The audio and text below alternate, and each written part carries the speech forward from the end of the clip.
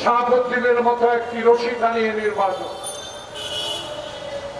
এই সরকার চায় শেখ হাসিনার মতো দিনের ভোট রাতে নয়। এই সরকার চায় আওয়ামী লীগের অত্যাচারে যারা গুম হয়েছে, খুন হয়েছে, গ্রেপ্তার হয়েছে বিনা কারণে, যাদের নির্দেশে করা হয়েছে তাদেরকে আইনের আওতায় আনার দাবি আমরা তো আপনার কাছে টাকা চাই না, পয়সা চাই না। এখনো টাকার বাহাদুরি করে বাংলাদেশের গার্মেন্ট শিল্পকে ধ্বংস করার জন্য সালাম মুর্শিদির কংগ্রা, সালাম মুর্শিদির মেয়ে এখনো বিজিএমের ডাইরেক্টর কি করে থাকে, এটাই জনগণ জানতে চায়।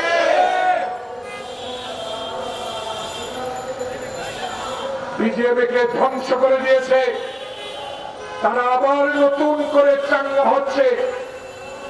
এই অশান্তি সৃষ্টির জন্য কারা? আপনারা তদন্ত করে বের করতে পারবেন যারা এই বিজেপিকে ব্যবহার করে কোটি কোটি টাকা শেখ হাসিনাকে দিয়ে বিদেশে পাচার করেছে, তাদেরকে আইনের আওতায় আনতে হবে। তারা এখন নতুন ড্রেস পরেছে, তারা এখন নতুন পাঞ্জাবি ছিনিয়েছে, তারা আবার আপনাদের পাশে যাওয়ার চেষ্টা করছে ওই ঘাপটি মারা লোকদের দ্বারা। তাই আপনাকে সচেতন হতে হবে। আপনার কাছে প্রত্যাশা তো টাকা নয়, আপনার কাছে প্রত্যাশা শেখ হাসিনাকে দেশে আনতে হবে।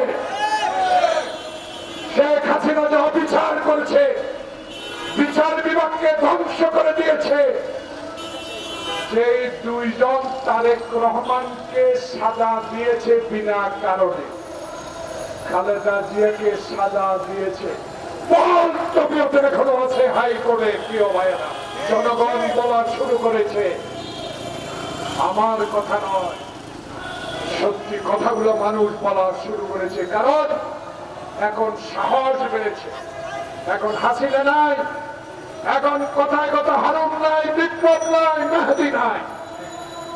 এখন বাংলাদেশে স্বরাষ্ট্র উপদেষ্টা আপনার অধীনে সৎ ব্যক্তিরা আছে।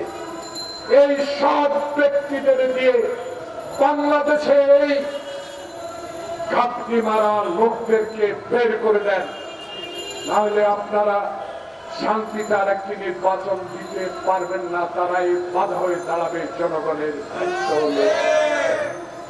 আসুন আমরা বিএনপি, আমার নেতা তারেক রহমান বলে দিয়েছে, বিপ্লবী সরকারকে আমি সমর্থন দেব।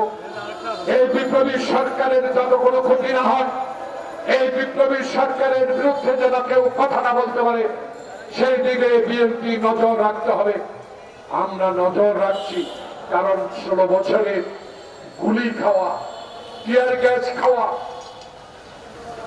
শটগানের গুলি খাওয়া লোক আমরা ভয় পাই না। আমরা আপনার সাথে আছি, কিন্তু সময় দীর্ঘ মহিনিয়মদের মতো করা ঠিক হবে বলে মানুষ মনে করে না। আসুন সবাই আল্লাহ পাকের কাছে দোয়া করি। আল্লাহ পাক ডক্টর ইনুর যেরকম ভাবে পৃথিবীর ইতিহাসে বাংলাদেশের ইতিহাস সৃষ্টি করেছে, এই বিপ্লবী ছাত্র সমাজের আন্দোলনে এই বিপ্লবী সরকারের প্রধান ডক্টর ইউনূসের জন্য দোয়া করি। আল্লাহ পাক উনাকে যেন শক্তি দেন, বাংলাদেশে এমন একটি নির্বাচন উপহার দেন, যে নির্বাচনের মধ্য দিয়ে বাংলাদেশে আমার প্রিয় নেতা তারেক রহমান দলবল নিয়ে বাংলাদেশের ক্ষমতা আসতে পারে, যে ক্ষমতায় এসে মানুষ শান্তিতে ঘুমাতে পারবে, গণতন্ত্র টুটে থাকবে, বাংলাদেশের বিচার বিভাগ স্বাধীন থাকবে, বাংলাদেশের সকল সাংবিধানিক প্রতিষ্ঠানের স্বাধীনতা থাকবে। এমন একটি নির্বাচনের মাধ্যমে তারেক রহমান বাংলাদেশে ফিরে এসে জনগণের ভোটে নির্বাচিত প্রধানমন্ত্রী হবে, এই দোয়া কামনা করে সবাইকে আন্তরিক ধন্যবাদ জানিয়ে আমি আমার বক্তব্য শেষ করছি। আল্লাহ হাফেজ। বাংলাদেশ জিন্দাবাদ, শহীদ জিয়া অমর হোক, খালেদা জিয়া জিন্দাবাদ, তারেক রহমান জিন্দাবাদ।